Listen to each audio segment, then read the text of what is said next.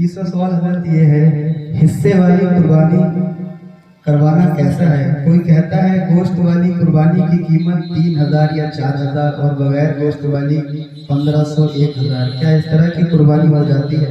کیا اس طرح کی قربانی کرنا اللہ کے حکم کی نافرمانی ہے؟ دیکھیے ایسا ہے، یہ افسوسناک پہلو ہے کہ لوگوں نے عبادت میں بھی تجارت کا راستہ ڈھونڈ لیا ہے۔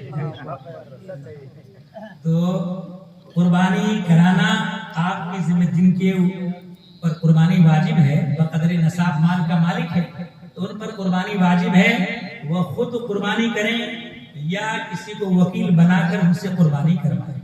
لیکن قربانی ہونا چاہیے، اور کچھ لوگوں نے جو اجتماعی قربانی کرنے کا سلسلہ شروع کیا ہے، تو میں اس مختصر سی مجلس میں تفصیل سے اس پر روشنی نہیں ڈال سکتا۔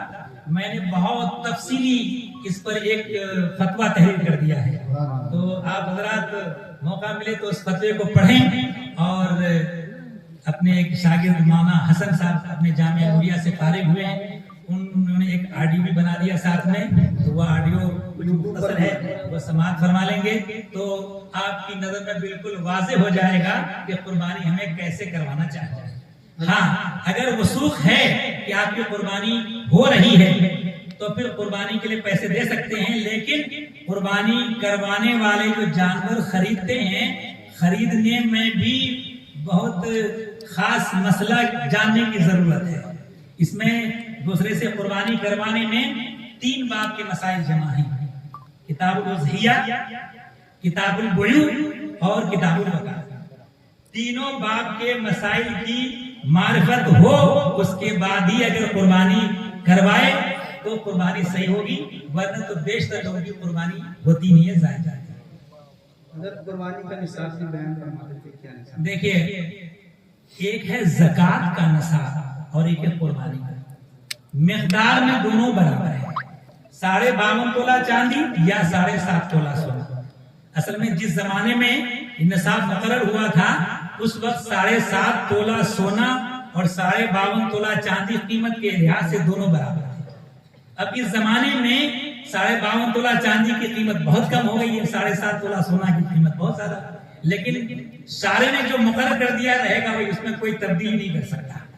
اگر کسی کے پاس 52.5 تولہ چاندی ہو یا اس کے برابر کوئی دوسرا مال موجود ہے جو ضروریات زندگی سے زائد ہے، اوڑھنے پہننے کے کپڑے، رہنے کے لیے مکان، چلنے پھرنے جانے کے لیے سواری، برتن وغیرہ، لحاظ بستر، یہ انسانی ضروریات ہیں، ان کے علاوہ اگر کوئی سامان ہے اور جس کی قیمت 52.5 تولہ چاندی ہے تو اس کے اوپر قربانی واجب ہے، اس پر صدقہ فطر بھی واجب ہے۔ ایسا ہو سکتا ہے کہ قربانی صدقہ فطر واجب ہے اور زکوٰۃ واجب نہ ہو۔ زکوٰۃ جو ہے وہ مال تجارت پر ہے، اور سونا چاندی روپیہ پیسہ ہے، اور دیگر سامان اس پر زکوٰۃ نہیں۔ کسی کا مکان بڑا ہے، ایک حصہ سردی گرمی کے لیے کافی ہو جاتا، دوسرا حصہ ضرورت سے زائد ہے، اس پر اگرچہ زکوٰۃ فرض نہیں مگر قربانی واجب ہے، اس کی قیمت جوڑ لی جاتی ہے۔ 3 جوڑے کپڑے، ایک جوڑا پہن کر آدمی کام کاج کرتا ہے، دوسرا پہن کر کے بازار جاتا ہے، نماز میں جاتا ہے، تیسرا پہن کے شادی بیاہ میں شرکت کرتا ہے۔ یہ 3 جوڑے ضرورت کے ہیں۔ 3 جوڑے سے زائد کپڑے ہیں، ان کی قیمت جوڑ لی جائے، 52.5 تولہ چاندی کے برابر ہو جائے تو اس پر قربانی واجب ہے۔ کتنے پیسے ہونا چاہیے کہ اس پہ جو ہے نصاب ہو جائے؟ کسی کے پاس دونوں چیزوں میں سے تھوڑی تھوڑی سی چیزیں، اگر دونوں چیزیں ملا کر کے، رقم کو شریعت میں فکس نہیں کیا ہے، نصاب میں چاندی کو فکس کیا ہے 52.5 تولہ۔ 52.5 تولہ کا موجودہ وزن یہ 612 گرام 360 ملی گرام ہے۔ 612 گرام 360 ملی گرام چاندی کی قیمت جوڑ لیں قربانی کے دن، یعنی 10ویں ذی الحجہ کو کہ کیا دام ہے اور اتنا پیسہ اس کے پاس ہے یا دوسرا مال ہے تو قربانی اس کی واجب ہے۔ اور چونکہ سونا کا یہ چاندی کا دام گھٹتا بڑھتا رہتا ہے تو اس کے لیے کوئی رقم فکس کرنا تو مشکل ہے، وہ معلوم ہی کرنا پڑے گا بازار سے کہ کتنا چاندی کا ریٹ چل رہا ہے۔ کریڈٹ کارڈ کا استعمال کرنا کیسا ہے اور اس میں جو شرطیں بتائی جاتی ہیں کہ متعینہ وقت پر رقم جمع نہیں کی تو بیاج دینا ہوگا، تو کیا یہ سود معاملات کے اوپر راضی ہونا ہوگا؟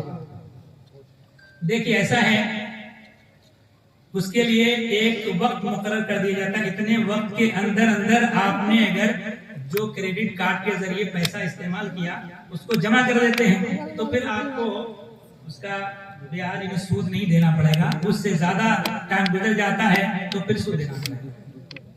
تو ایک اعتبار سے اس سود کے تعلق سے اپنی طرف سے اتنی رضامندی تو ہے کہ ہم اگر ادا نہیں کر سکیں گے تو سود دیں گے، لیکن اگر کوئی آدمی اپنے بینک میں اتنا بیلنس ہے یا تجارت میں اتنا پیسہ ہے کہ وقت کے اندر وہ جمع کر سکتا ہے تو سود کی آفت سے بچ تو جائے گا، لیکن وہ ایک طرح سے رضامندی تو پائی جا رہی ہے، بہتر کیا ہوگا؟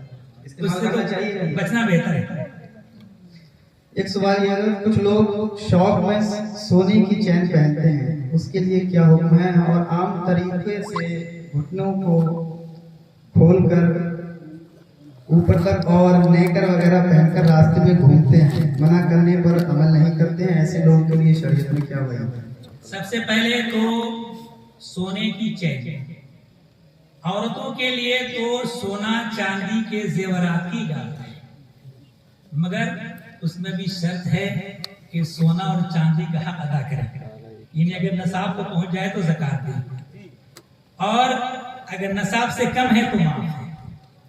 اور مردوں کے لیے سونا چاندی کے جتنے زیورات تلفظ یہ ناجائز حرام ہے، البتہ کچھ چیزوں کا مردوں کے لیے استثناء ہے، یعنی چاندی کی انگوٹھی وزن 4.5 ماشا سے کم ہو اور اس میں ایک نگ پڑا ہوا ہو، اور یہ بھی یاد رکھیے کہ نگ بالکل نہیں ہے تب بھی ناجائز ہے، اور ایک سے زیادہ نگ ہے تب بھی ناجائز ہے، وزن 4.5 ماشا سے زیادہ ہے تب بھی ناجائز ہے۔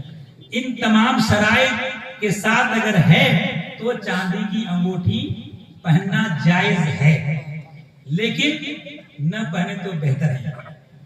علامہ شامی رد المحتار میں فرماتے ہیں کہ 3 ہی آدمی انگوٹھی استعمال کرتا ہے، السلطان، القاضی، الاحمق، یعنی سلطان اصل میں انگوٹھی پہلے زمانے میں جو نگ ہے وہ مہر لگائی جاتی تھی، اس میں نقش ہوتا تھا اور سلطان کو ضرورت پڑتی تھی مہر لگانے میں، قاضی اشرف فیصلہ صادر کرنے میں ان کو ضرورت پڑتی تھی، اور جو تیسرا ہے وہ بے ضرورت ہے، تو بے ضرورت وہی ہوگا جو بیوقوف ہے۔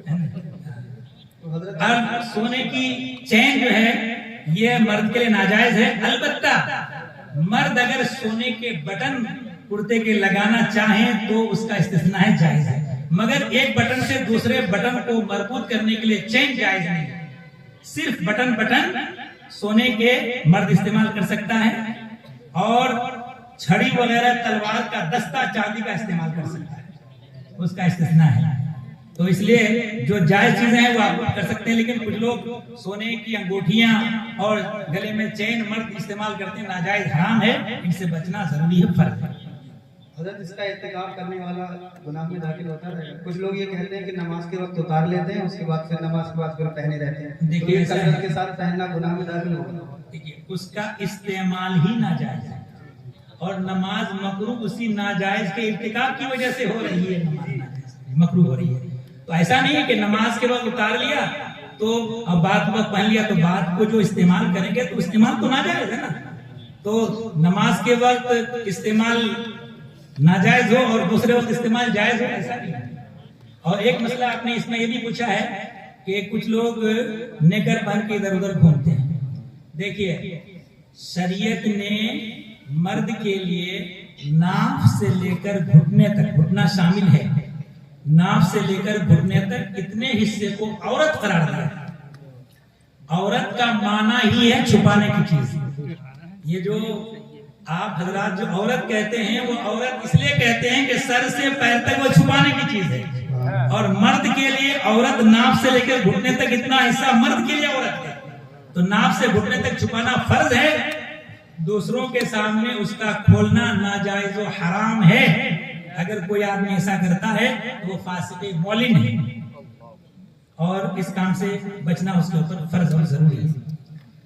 ایک سوال حضرت یہ ہے، آج کل لوگ آن لائن کھانا منگواتے ہیں، اس میں گوشت بھی منگاتے ہیں اور یہ معلوم نہیں ہے کہ لانے والا مسلمان ہے یا غیر مسلم، اور یہ بھی معلوم نہیں کہ کمپنی مسلم کی ہے یا غیر مسلم کی۔ دیکھیے اس مسئلے میں ایک تو ہے فتویٰ اور ایک ہے احتیاط۔ فتویٰ تو یہ ہے کہ آپ نے گوشت منگوایا اور جس نے لا کے دیا وہ مسلمان کی دکان سے لا کے دیا، اس نے یہ کہا کہ ہم نے مسلمان کی دکان سے آپ کے یہاں گوشت یا کوئی بھی سامان لا کے دیا، تو اس صورت میں اس کا کھانا جائز ہے۔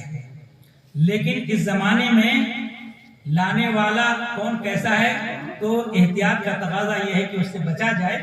جواز الگ چیز ہے لیکن احتیاط ساتھ میں الگ چیز ہے، تو احتیاط کا تقاضا یہ ہے کہ بچے۔ صرف مسلمان کی دکان کا ہونا کافی ہے یا اس میں اپنے مذہب کے بدعقیدہ لوگوں کی بھی دکانیں ہوتی ہیں تو ان کے ذریعے کے بارے میں؟ ایسا ہے بدعقیدہ، ایسا بدعقیدہ جس کی بدعقیدی حد کفر تک پہنچی ہوئی ہے تو وہ کافر اصلی، کافر مجاہد سے زیادہ ان سے بچنے کا حکم دیا گیا ہے شریعت میں۔ تو وہ تو کافروں ہی کے ساتھ ملا ہے جن کی بدعقیدگی حد کفر تک پہنچ گئی ہے۔ ایک سوال حضرت یہ ہے، ایک شخص ایسا ہے جو اذان کے وقت بولتا رہتا ہے، اس کے لیے کیا حکم ہے؟ کیا حدیث شریف میں ایسے لوگوں کے لیے وعید ہے؟ آج کے دور میں لوگ موبائل میں مشغول رہتے ہیں، فلمیں ڈرامے دیکھتے ہیں اور اذان ہوتی ہے تو صرف آواز بند کر لیتے ہیں، موبائل دیکھتے رہتے ہیں۔ محترم حضرات، اس معاملے میں بہت سخت احتیاط کی ضرورت ہے۔ اذان سنت کے مطابق دی جائے تو اذان کے وقت دنیاوی بول چال تو دنیاوی بول چال، یہاں تک کہ کوئی آدمی قرآن کریم کی تلاوت کر رہا ہے تو اسے حکم ہے کہ اتنی دیر کے لیے قرآن کریم کی تلاوت موقوف کر دے۔ جب قرآن کریم کی تلاوت موقوف کرنے کا حکم ہے تو پھر بول چال کی اجازت کہاں سے ہو جائے گی؟ اور بول چال جو لوگ کریں ان کے بارے میں روایت میں موجود ہے کہ اس کے لیے سوء خاتمہ کا اندیشہ ہے، یعنی معاذ اللہ خدا نہ کردہ اس کے کافر ہو کر مرنے کا اندیشہ ہے۔ اس لیے اپنے ایمان کی سلامتی چاہتے ہیں تو اذان کے کلمات کا جواب دیں۔ اور ایک مسئلہ آپ نے پوچھا نہیں مگر میں بتا دیتا ہوں، جو اذان کہی جاتی ہے تو اذان کے کلمات کا جواب دینے کے تعلق سے فقہائے کرام کے دو قول ہیں۔ ایک تو یہ ہے کہ اتنی دیر چپ رہنا واجب ہے، اور دوسرے فقہا کا قول ہے کہ جواب دینا بھی واجب ہے۔ یعنی اگر مؤذن اللہ اکبر کہتا ہے تو آپ بھی سن کر اللہ اکبر ان کلمات کو دہرائیں، تو دہرانے کا حکم دیا گیا ہے۔ تو بعض فقہا کے نزدیک جواب دینا واجب ہے، اور دوسرے فقہا کے نزدیک اگر جواب نہیں دیا، ان کلمات کو نہیں دہرایا، خاموش رہا، تب بھی واجب پر عمل ہو گیا۔ تو بہتر یہ ہے کہ کلمات کا جواب دیں کہ اختلاف علماء سے بچنا یہ بہتر ہوتا ہے۔ حضرت ایک سوال یہ ہے، نماز پنجگانہ کی جماعت میں امام کے قریب کن لوگوں کو کھڑا ہونا چاہیے؟ دیکھیے امام کے پیچھے خاص طور پر، اور امام کے پیچھے جو شخص ہے ان کے دائیں بائیں، ایسے آدمی کو ہونا چاہیے کہ اگر کسی وجہ سے امام کو اپنی مصلی امامت سے ہٹنا پڑ جائے، وضو ٹوٹ جائے، نقصی ٹوٹ جائے، کسی پھڑیا وغیرہ سے خون نکل آئے، تو ایسی صورت میں وہ دوسرے کو خلیفہ بنائے گا تاکہ باقی ماندہ نماز پوری کر دے۔ تو ایسے آدمی کو ہونا چاہیے جو امامت بھی کر سکے اور ان کے پیچھے نماز جائز ہو، اہل امامت ہونا چاہیے۔ سید صاحب نے ایک سوال پوچھا ہے کہ یہ جو کولڈ ڈرنک وغیرہ ہے، اسپرائٹ ہے، تھمس اپ وغیرہ ہے، ان کا پینا چونکہ یہ یہودی پروڈکٹ بتایا جا رہا ہے، اور جو ہندوستان کی کولڈ ڈرنک ہے کیمپر وغیرہ، اس کے تعلق سے دیکھیے ایسا ہے کہ یہ ایک مشروب ہے، اس میں ناجائز چیز شامل ہونے کا یقین تو نہیں ہے، تو حرام تو نہیں کہیں حرام لے آئے نہیں تو نہیں ہے، لیکن اس کو جو آپ کو پئیں گے تو ظاہر سی فری میں تو ملتا نہیں، خرید کے پئیں گے۔ جب خرید کے پئیں گے تو اس کا پیسہ بیشتر یہودی کو جاتا ہے، اور یہودی اس پیسہ کو حاصل کر کے مسلمانوں کے قتل عام اس پیسے کو